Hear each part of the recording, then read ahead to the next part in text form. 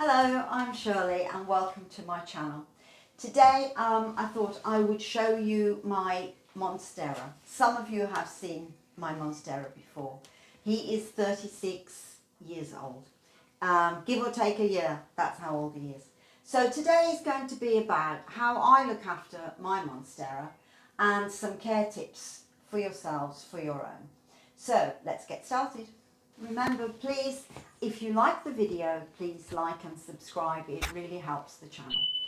So this, we call him George. After 36 years in our house, he actually has a name. He's been George for a long time, actually. We love our Monsteras. We have a couple of little new ones that we are looking after at the moment, which I'll mention to you later. Now, as I go through things, I'll explain in detail the best I can as to how I have looked after my Monstera. As you can see, for 36 years he's not doing too bad.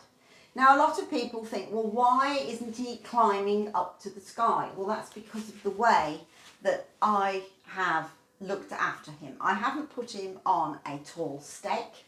And that's what you would want to do. So as I go through all of this, I'll mention the different things and hopefully answer some of the questions that you might have yourselves.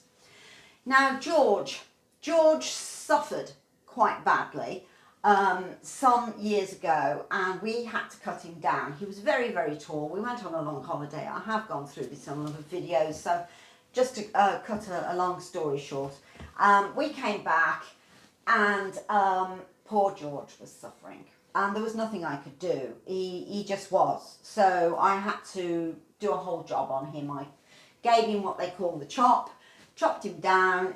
He was quite small at the time. I had to treat his roots and all sorts of things. So from there on, and that's been a while now, he's become bushy. And he goes from sort of stages. If I move him around the house into a different position, he might not like it. He'll soon show me. You know, he'll droop his leaves. He'll say, "Mommy, I'm not happy," or something silly like that. But I'll know and do something about it. Anyway, right now, this is how George looks at this age. And I think if I can keep him this long, so can you keep yours. But it's amazing how many people have problems with their Monstera. So I'm going to address the general things that you should keep in mind when looking after your Monstera. First of all, you could just say that he comes from a hot climate, probably a rainforest, growing up tall trees, and they get very big leaves. So first of all, you want to choose a decent sized pot. Preferably a pot that has holes in the bottom that you can then put a saucer underneath. Now that would be the clever thing to do. My pot is not like that. My pot is very deep, and I have about 2 or 3 inches of pebbles before I put my soil in, so that there is drainage through the soil and into the bottom of that pot, because it doesn't have holes. But I would advise holes because it's better if you can do that.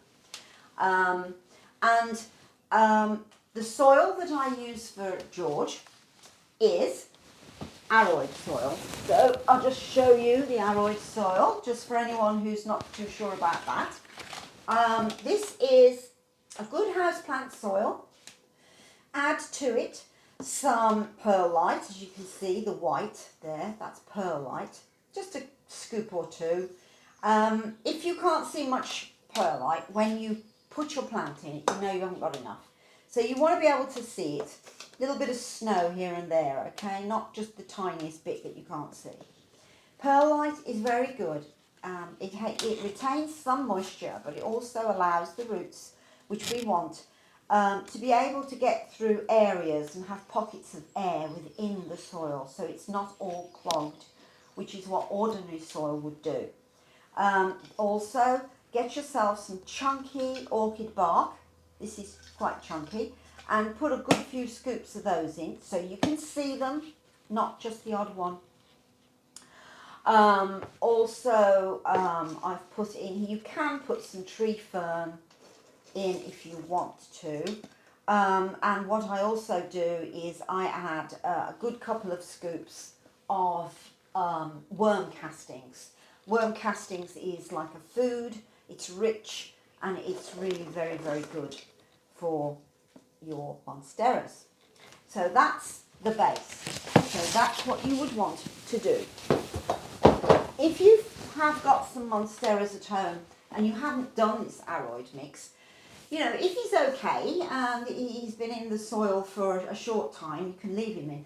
But if he's been in for like a year or two, then, you know, why not? Change him out and give him some of this aroid mix because it's much better for them. Their roots can breathe between the roots and it works out well and it stops them from getting clogged with water. Now, the feed that I use a seaweed fertiliser, or I use fisherman emulsion fertiliser.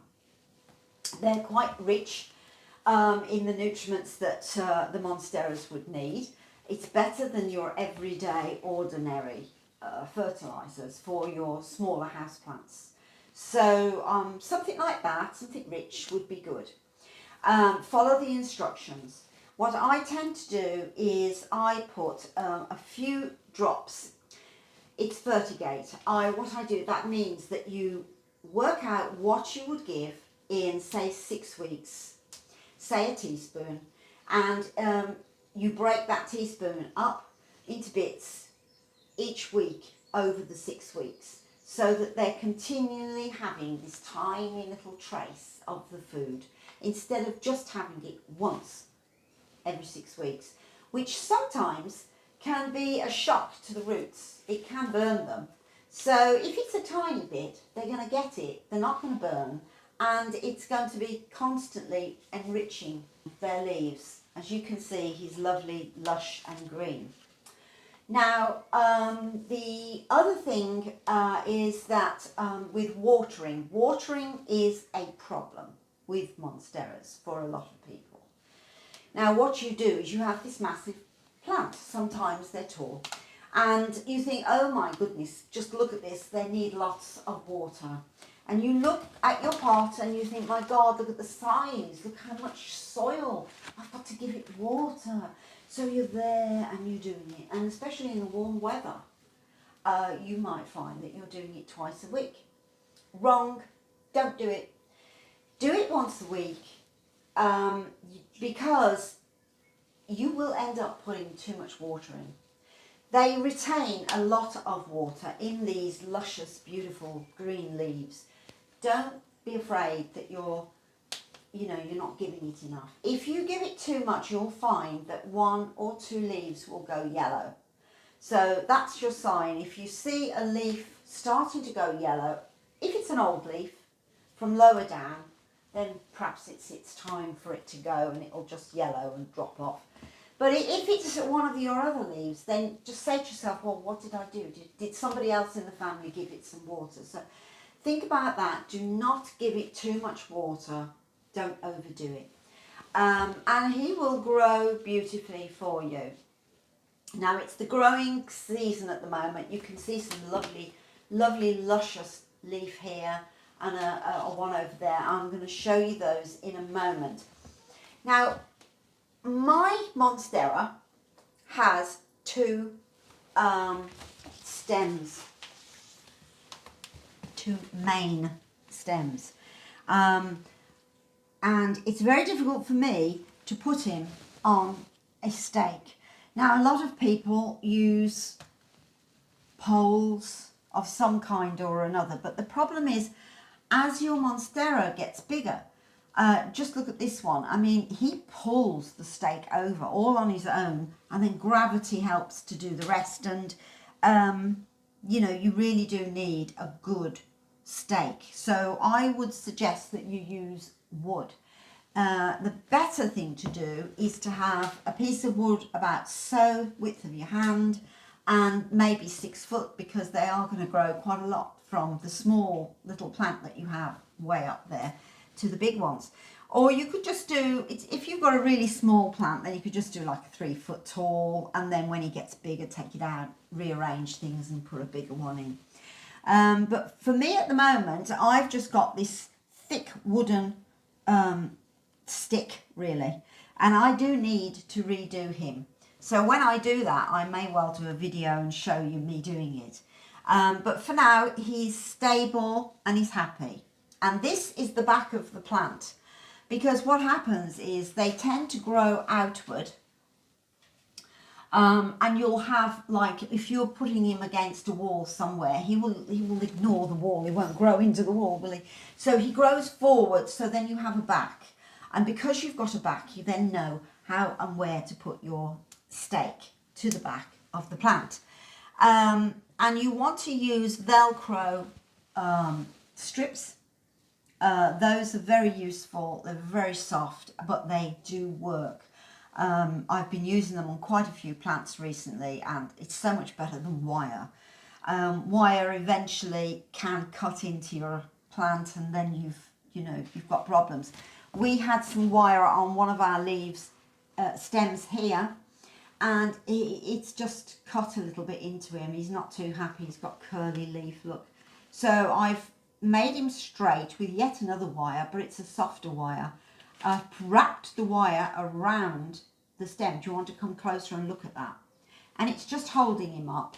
It'll be temporary, and it's not tight. And it's just holding this up so it doesn't bend right over and then break. So it'll give some life to the leaf. It might repair itself. We'll see how that goes. It's something you can do, but you must do this very gently. And just see how he goes.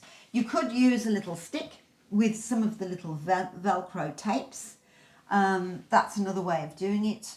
So I'll just see how mine goes. I might change it to that on another time. But for now, he's happy.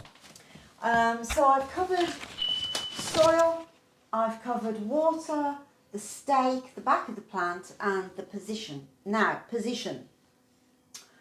A lot of people look at these plants and they think, oh, you're just gorgeous. I just want you next to my TV. Or I want you in that corner. You'll fill that corner beautifully, and this sort of a thing. And it is lovely to do that, but you've got to think about your plants. So have a look in your room. See where there is an area that is facing or close to a south or west facing window. You want as much sun as you can get for your summertime while they're growing. If you find that you've put him in a shady spot because you think, well, you've got mid-deep green leaves, you're not really pale plant like some, so you'll be all right in low light. Well, he won't. Eventually he's going to shrink and it's not going to look so good.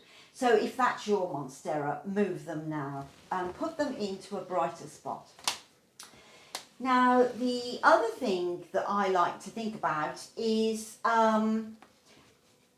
position, as I was just saying. This plant, by the way, I gave him a boost. We have lots of windows at that end of the room, and that's where I tended to keep him.